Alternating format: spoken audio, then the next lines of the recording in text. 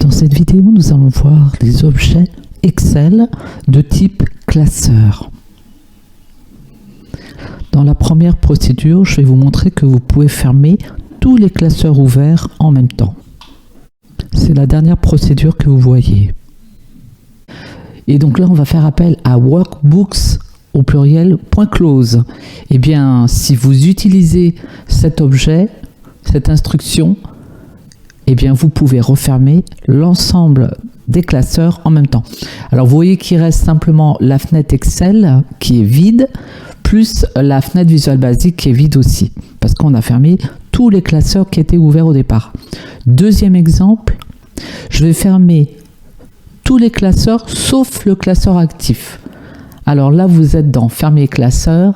On fait une boucle sur les classeurs qui font partie de Workbooks, l'objet Workbooks, et on vérifie que le nom du classeur en cours est différent du classeur de ce classeur, du dernier.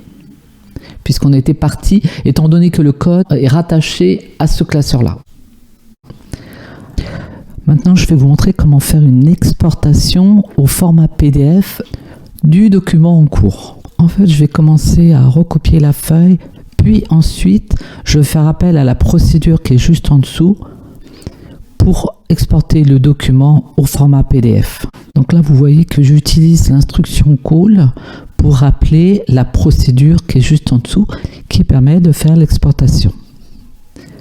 Donc c'est un This Workbooks Export as File Format. Vous voyez le deuxième qui est en dessous, Export PDF.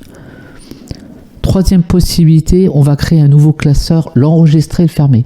Donc là, c'est classeur application.workbooks.add. Avec ce classeur, with classeur, là vous devez renseigner tout le chemin et vous pouvez en plus rajouter le format qui sera un format XLSM.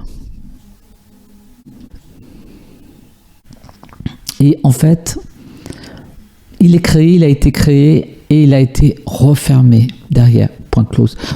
Vous pourrez voir le détail de l'ensemble de ces procédures dans le code, dans le support de cours. Voilà pour cette vidéo.